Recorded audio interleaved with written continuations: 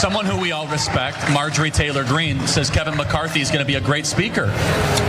I guess you'll have to ask Marjorie about that. I'm a fan of hers. I'm an admirer, but it's not something we see the same way. Lauren? Well, I've been aligned with Marjorie and accused of believing a lot of the things that she believes in. I don't believe in this, just like I don't believe in Russian space lasers. Are you a hard no? Space lasers and all of this. No, I'm just saying we need to actually have an inside conversation and make sure that these promises are there. Remember back a few days ago when Lauren Boebert fired some shots at Marjorie Taylor Greene, and she did respond. We did talk about that. She responded and talked about all the money that Boebert's gotten and how she's just not doing the right thing. This battle is over whether or not Kevin McCarthy, whose one sole purpose in life is to become Speaker of the House, who's gonna vote for him, how is he gonna make it in with some of these MAGA Congress people holding out? Well, Marjorie Taylor Greene has to up the ante, and she's gone after now Matt Gaetz. Matt Gaetz is now in her ire, but wait a second. She did come for him in a way, but Matt Gaetz is still saying these glowing things about her. Maybe he's trying to temper that attitude. Let's watch that. Your colleague, Congresswoman Marjorie Taylor Greene, is going to be speaking here. I was with you guys when you were traveling and touring around various places in Florida and other cities. She is actually backing McCarthy. He doesn't deserve her. She's so great. I love Marjorie Taylor Greene. I think that she would be a terrific speaker or leader.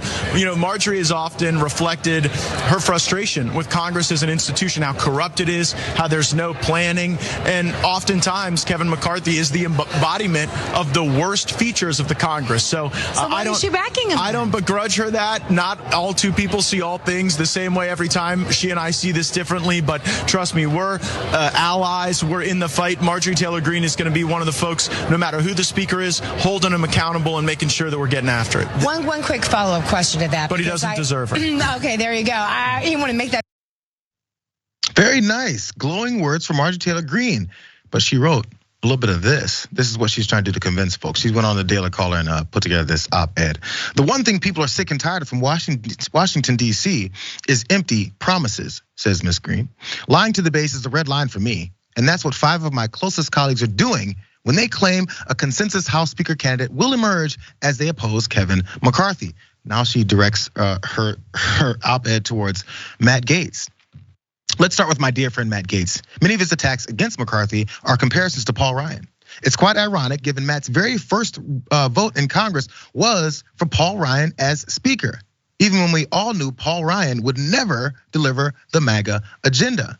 We had full GOP control and President Trump with pen in hand, ready to sign America First legislation. This Republican failure is why I ran for Congress.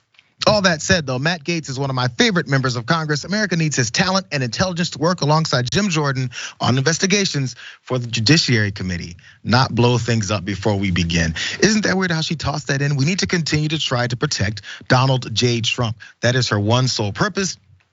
And maybe she even has a point as far as like some of these deflections or potential deflections. Once McCarthy's looking for those votes, she said that who else are you gonna put in place? I think Matt Gaetz said Jim Jordan, John. Yeah.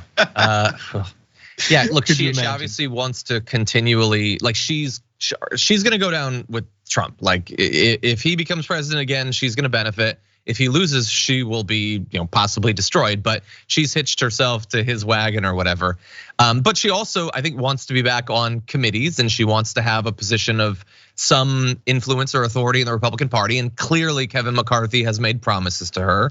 I don't think it's an ideological thing. She's attacked him in the past. I think there's been a backroom deal and she sees that she'll be in a better position with him as Speaker than anyone else. Other than that, the way that her and Matt Gaetz were dealing with each other, that's good. You should be able to disagree about things like leadership or a candidate and not have it immediately be seen as the biggest betrayal ever. I think it's nice to say nice things about a person that you disagree with. It's weird when she says that America desperately needs Matt Gaetz's talent and intelligence.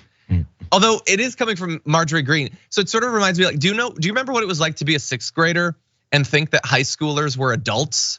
I think that's what's going on with her praising his intelligence. But anyway, yeah, I prefer that to the throwing each other under the bus like Lauren Boebert was doing to her. But it's weird how it stands out that these two MAGA Republicans, when they're beefing, it's a headline. And it's not even that full blown of a beef. I mean, the Boebert Greene one a little bit was, because that's more like their style. But when it comes to niceties being said amongst each other, they do know they do need each other. But what never happens, there's never gray area when these arguments happen. There's never, oh, well, that's a good point, but what about this type of discussions that go on? Because that's how normal people would discuss something if they want to get to a particular conclusion. As we've seen with many Republican politicians, they're not looking to a conclusion. They're looking to prolong a horrible atmosphere, have voters upset so they can go to that next election. This is about getting Kevin McCarthy in place. This is about, again, like you said, John, her power and maybe these promises that have been made to her. Maybe Matt Gaetz and Lauren Boebert and company and Jim Jordan, I'm not sure where he stands yet. Maybe they haven't gotten the promises that they were looking for yet. Maybe Marjorie Taylor Greene has the ear of the former president much more than these other folks. Anytime something like this happens and it seems odd, there's something we're missing that they're not being told.